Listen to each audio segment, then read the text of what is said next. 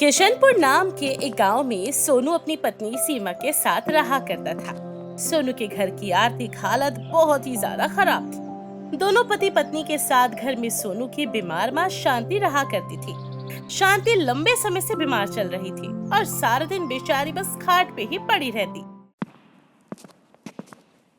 सोनू मेहनत मजदूरी करके जितना भी पैसा कमाता था वो सारा का सारा पैसा शांति की दवाई पर खर्च हो जाया करता। फिर भी शांति की हालत सुधरने का नाम नहीं ले रही थी। ऐसे ही एक दिन शांति खाट पर लेटे लेटे रोते हुए बोलती है, हे भगवान, ऐसे दिन क्यों दिखा रहा है तो मुझे मेरे बहू बेटे पे बोझ बना दिया। अरे इससे अच्छा तो मुझे अपने पास बुला ले। क्यों मुझे ऐसे तड़पा रहा है। ना मैं खुद उठ सकती हूँ, ना मैं चल सकती हूँ। ऐसा जीवन जीने से अच्छा है कि मैं मर जाऊं। भगवान मुझे अपने पास बुला ले, मैं नहीं जी सकती ऐसे। हाय भगवान उठा ले। शांति को ऐसे रोते हुए जोर जोर से बोलते हुए देख वहाँ पर सीमा आ जाती है और सीमा कहती है, माँ जी आप ये क्या बोले जा रही हैं? भगवान के लिए ऐसा मत बोलिए ना। सही तो कह रही हूँ बहू। कब तक मेरी ऐसे ही सेवा करती रहेगी तू? जब तक मैं कर सकती हूँ मैं करूँगी, पर आप भगवान के लिए ऐसा मत कहिए। आपके बिना मेरा और सोनू जी का क्या होगा? अरे मैं तुम दोनों पे बोझ बन गई हूँ। सोनू जो कमाता है वो सब कुछ मुझ में लगा देता है। मेरा करते करते तुम दोनों अपना कब संवारोगे? कोई बात नहीं माँ जी, पैसे तो कमाए इसलिए जाते हैं ताकि सही जगह इस्तेमाल कर सकें। आप इतनी चिंता मत कीजिए। पता नहीं मैंने कौन से पाप किए थे जो मुझे ये सजा मिल रही है। और गलती से अगर मैंने कुछ अच्छा किया भी था तो उसके बदले में तू मिली है मुझे। आजकल की बहुएं अपनी सास की कदर ही नहीं करती और तू तो मेरी इतनी सेवा करती है। माँ जी आप मेरी सास नहीं है बल्कि मेरे लिए मेरी माँ है, और एक माँ का सेवा करना उसकी बेटी का कर्तव्य होता है और मैं वही कर रही हूँ, और आप मुझे रोकिए मत।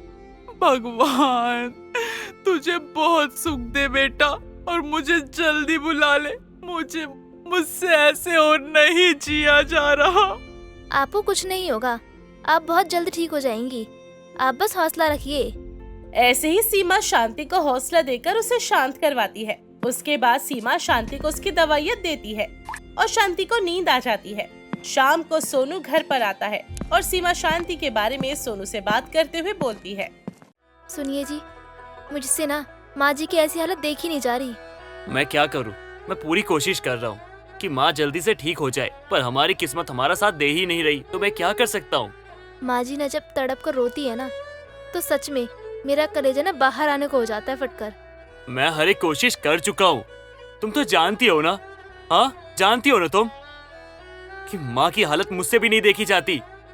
क्या नहीं किया है मैंने? हाँ क्या नहीं किया है?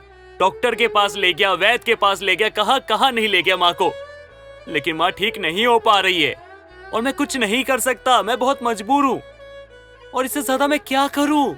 तुम ही बताओ मैं क्या करूँ? मैं तो बस यही चाहती हूँ कि माँ जी ना जल्दी से जल्दी ठीक हो जाए। मैं भी यही चाहता हूँ, मेरी माँ ठीक हो जाए। बेटा हूँ मैं उनका दुख मुझसे भी नहीं देखा जाता, लेकिन मैं क्या कर सकता हूँ? मैं कुछ नहीं कर सकता, मजबूर हूँ मैं। सब भगवान के हाथ में है, तो वही कुछ कर सकते हैं। ऐसे ही सीमा और सोनू काफी देर तक बातचीत करते रहते हैं। रोज की तरह सोनू अपने काम के लिए घर से निकल जाता है और सीमा की पड़ोसन सरला सीमा के पास आती है और बोलती है, अरे सीमा बहन कैसी हो? ठीक हूँ, तुम बताओ तुम कैसी हो? मैं तो ठीक हूँ। तेरी सास ठीक हुई पहले से कुछ? अरे कहाँ ठीक हुई, उनकी हालत तो पहले से भी ज्यादा खराब हो गई है। कुछ समझ नहीं आ रहा है कि क्या करें। अच्छा मेरी बात मान, तो मेरी नजर में एक बाबा हैं, उन बाबा को दिखा ले एक बार। सरला बहन, जब दवाइयाँ काम नहीं कर रही हैं तो किसी बाबा के झाड़ फूक से क्या ही फर्क पड़ेगा। अरे वो कोई आम बाबा नहीं बल्कि बहुत बड़े बाबा जी हैं। बड़े से बड़े रोग से मुक्ति दिला सकते हैं। पर तुम्हें तो पता ही है कि मेरे पति इन सब चीजों को नहीं मानते हैं। पर फिर भी मैं तुम्हारे कहने पर ना एक बार बाबा से जरूर बात करूंगी, क्योंकि मैं तो बस यही चाहती हूँ कि मेरी सास जल्दी से जल्दी ठीक हो जाए। ऐसे ही सीमा से काफी देर बात करने के बाद सरला भी वहाँ से चली जाती है। अगले दिन सीमा सरला के बताए हुए बाबा के बारे में सोनू से बताती है, जिस पर सोनू सरला को बोलता है, सीमा तुम्हें तो पता है ना मैं इन बातों को नहीं मानता, और तुम आकर मुझसे ये कह रही हो कि मैं अपनी माँ को बाबा के पास ले जाऊं। मुझे वो लोग पाखंडी लगते हैं, तुम जानती हो ना। जी आप खुद ही देखिए ना, इतनी सारी दवाइयाँ दिला दी है मगर माँ जी ठीक ही नहीं हो पा रही हैं। क्या पता सच में वहाँ जाने से वो ठीक हो जाए। एक बार जाकर देखने में क्या हर्ज है। ठीक है, अगर तुम चाहती हो और माँ का सवाल है तो मैं चलूंगा, लेकिन मुझे नहीं लगता इसे कुछ होगा। अगर इस बार कुछ हुआ नहीं ना तो अगली बार से कभी बाबा बाबा का नाम मत लेना, ठीक है? जी ठीक है, जैसा आप कहो, बस एक बार मेरे कहने पर ना आप वहाँ चल लो। सीमा और सोनू अब सरला के पास जाते हैं और सरला उन्हें बाबा का पता बता देती है। सरला को शांति के पास छोड़कर सीमा और सोनू दोनों ही उस पत्ते पर बाबा के पास पहुंच जाते हैं। बाबा घने जंगल के बीच में एक कुटिया में रहा करते थे। सोनू और सीमा बाबा की कुटिया में पहुंचते हैं और बाबा उन्हें देखते हुए बोलते हैं, आ गए तुम दोनों, तुम्हारा ही इंतजार कर रहा था। आप हमारा इंतजार कर रहे थे, पर क्यों? अरे तुम्हें अपनी सास की जान जो बचानी है, बहुत बीमार रहती है ना तुम्हारी सास। ये सब बाबा आपको कैसे पता? मैं सब कुछ जानता हूँ और तुम तो मुझ पर यकीन ही नहीं करते हो। फिर भी अपने यकीन को आजमाने के लिए तुम यहाँ पर आए हो। बाबा आप कुछ भी कीजिए, मेरी माँ को ठीक कर दीजिए। मैं उन्हें तड़पता हुआ नहीं देख सकता। उनको तड़पते हुए देखकर मुझसे रहा नहीं जाता, सहा नहीं जाता। उनको मैं तड़पता हुआ नहीं देख सकता बाबा मेरे पास तो इतना पैसा भी नहीं है कि माँ को शहर ले जाकर किसी बड़े अस्पताल में माँ का इलाज करवाऊं, लेकिन मैं कुछ नहीं कर सकता बाबा, अब आपका ही सहारा है। चिंता ना करो, जैसा जैसा कहता हूँ वैसा वैसा करते जाओ, फिर देखना चमत्कार। क्या करना होगा बाबा? आप मुझे बताइए, मैं सब कुछ करूँगा। मेरी माँ को ठीक करने के लिए मैं कुछ भी कर सकता हूँ। बाबा बताइए क्या करना है मुझे? अपनी माँ को ठीक करने के लिए तुम्हें एक खास तरीके के आम को लाना होगा। फिर उस आम का रस निचोड़ कर अपनी माँ को पिलाना होगा। फिर देखना बिल्कुल ठीक हो जाएगी तुम्हारी माँ। हमें वो आम कहाँ से लाना होगा बाबा? अरे आम लाना कोई आम बात नहीं है। बाबा काम आसान हो चाहे मुश्किल हो, सवाल मेरी माँ का है। उनके लिए मैं कुछ भी कर सकता हूँ। मेरी माँ सही होनी चाहिए, उसके लिए आप जो कहेंगे मैं सब करूँगा। बस मैं अपनी माँ को और तड़पता हुआ नहीं देख सकता। मैं कुछ भी करूँगा। बाबा आप रास्ता बताइए। तो ध्यान से मेरी बात सुनो। यहाँ से ठीक 100 कदम चलते ही एक कच्चा रास्ता शुरू होगा। उस कच्चे रास्ते पर चलने के बाद तुम्हें एक तालाब नजर आएगा। अगर तुम पूरे मन श्रद्धा से उस तालाब में स्नान करोगे तो स्नान करने के बाद तुम्हें वो आम जरूर नजर आएगा। ठीक है बाबा, आपने जैसा कहा मैं वैसा ही करूँगा। याद रहे, बिना स्नान करे कुछ नहीं मिलेगा, क्योंकि ये आम नहीं है। सीमा तुम घर जाओ और माँ का ध्यान रखना। मैं जल्दी से ना बाबा के कहे अनुसार आम लेकर आता हूँ। उसके बाद आम का रस माँ को पिला देंगे। और हाँ, तुम मेरी चिंता मत करना, मैं वापस आऊंगा। मेरी माँ की जिंदगी का सवाल है, उनके लिए मैं कुछ भी कर जाऊंगा। इतना कहकर सोनू सीमा को बाबा के यहाँ से भेज देता है, जिसके बाद सोनू बाबा के बताए अनुसार 100 कदम चलता है और उसे कच्चा रास्ता मिल जाता है।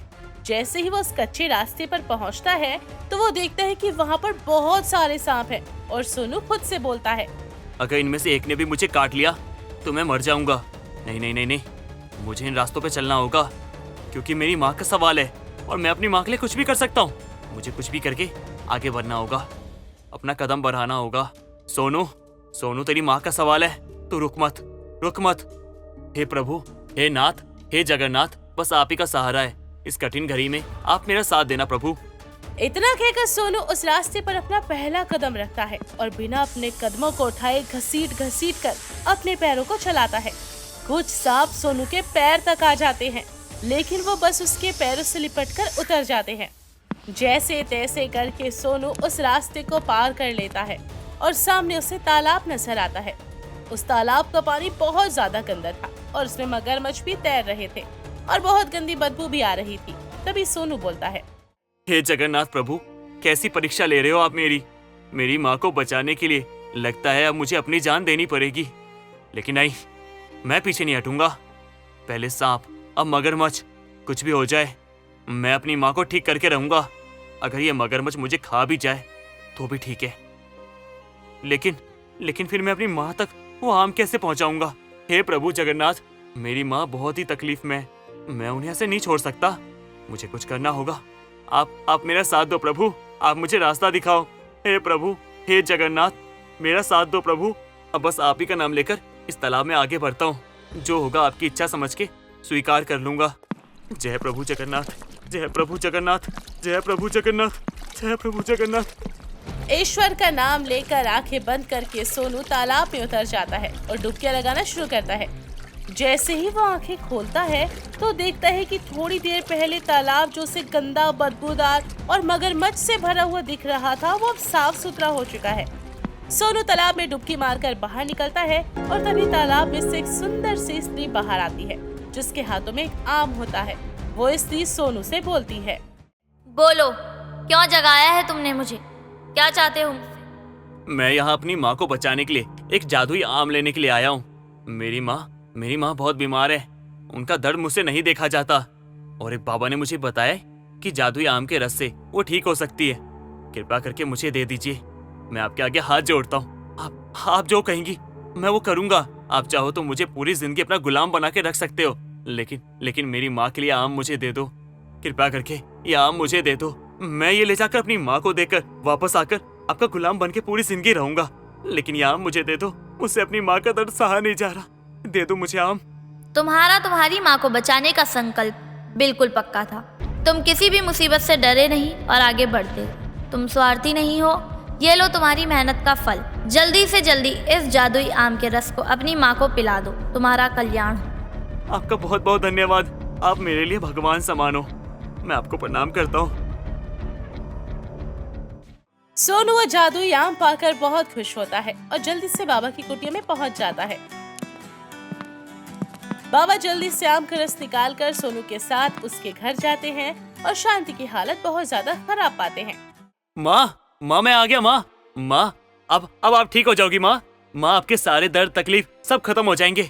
उसकी आंखें तो उस दिन बिल्कुल भी नहीं खुल रही थी। सोनू को देखकर सीमा बोलती है, देखिए ना, माँ जी को क्या हो गया है, ये कुछ बोल ही नहीं रही है। मैं कल से उनसे बात करने की कोशिश कर रही हूँ। माँ क्या हुआ आपको? माँ उठो ना। माँ देखो, मैं दवा लेकर आया हूँ और ये दवा पीने से आपके सारे दर्द कम हो जाएंगे। माँ उठो। माँ आप ठीक हो जाओगी। माँ बस पी लो। माँ ये पी लो। माँ ठीक हो जाओगी। माँ उठो। माँ जवाब क्यों नहीं दे रही? माँ। सोनू अपनी माँ को हिलाकर देखता है, लेकिन वो तो पूरी तरीके से ठंडी हो चुकी थी और उसकी सांस भी लगभग जा ही चुकी थी। ये सब देखकर सोनू रोते हुए बोलता है, इतनी मेहनत करके आम का रस लेकर आया ताकि मैं अपनी माँ को दर्द से मुक्ति दिलवा सकूं। मेरी माँ तो मुझे छोड़ के चले गए। बाबा मेरी माँ चली गई। बाबा मैं क्या करूं? माँ वापस आ जाओ। माँ वापस आ जाओ। माँ मैं आपके बिना नहीं जी सकता। माँ वापस आ जाओ।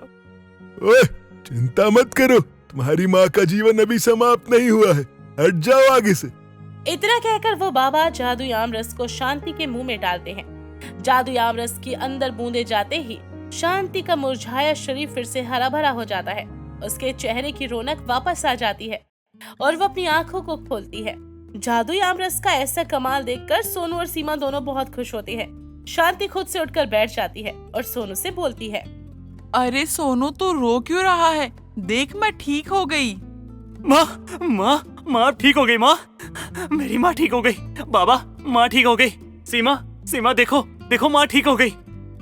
माँ आपको ठीक देखकर मैं बहुत ज्यादा खुश हूँ। माँ माँ, मुझे बहुत खुशी हो रही है कि मैं आपको इस तरह से देख पा रहा हूँ। देखा माँ जी, मैंने कहा था ना आप ठीक हो जाएंगी। आप फिजूल में इतना चिंता करती थी। ये बाबा कौन है और ये हमारे घर पर क्या कर रहे हैं? माँ, यही तो वो बाबा है जिन्होंने हमें रास्ता दिखाया था कि आपको ठीक कैसे करना है, और इन्हीं के कारण आज आप जीवित हो। इतना कहकर सोनू बाबा के साथ कुटिया तक जाने के लिए आम रस लाने की सारी बातें अपनी माँ को बताता है, जिसे सुनने के बाद शांति हाथ जोड़कर बाबा का धन्यवाद करते हुए बोलती है। आपकी बहुत कृपा हुई है मुझ पे, जो आपने मेरे बेटे को जादुई आमरस तक पहुंचाया और उसका तरीका बताया, और इसने आमरस मुझे लाकर पिलाया और मुझे नया जीवन मिला है। मैं आपकी बहुत आभारी हूँ। बाबा, हाथ जोड़कर मैं आपका धन्यवाद करता हूँ। आपने मेरी माँ की जान बचाई। कोई बात नहीं, धन्यवाद की कोई आवश्यकता नहीं है। याद रहे ये आम रस किसी गलत इंसान के हाथ में ना पड़ जाए। ये आम रस इतनी शक्ति रखता है कि किसी भी बड़ी से बड़ी बीमारी को अपनी एक बूंद से नष्ट कर सकता है, समझे? ठीक है बाबा, जैसा आप कहेंगे मैं वैसा ही करूँगा। कोई भी जरूरतमंद होगा तो मैं उसकी सहायता करूँगा। ये सब कुछ आपके और जगन्नाथ प्रभु की कृपा से हुआ है। मैं आपको हाथ जोड़ के नमन करता हूँ बाबा। ठीक है, तो अब मैं चलता हूँ। अपना और अपने परिवार का ख्याल रखना। इतना कहकर बाबा सोनू के घर से निकल जाते हैं। सोनू हमेशा ही उस जादुई आम को संभाल कर रखता, और अगर किसी भी इंसान को जरूरत होती जो शांति की तरह बीमार होता है, वो उसकी मदद के लिए जादुई अमृत का थोड़ा सा हिस्सा उसे दे दिया करता और सबकी मदद किया करता।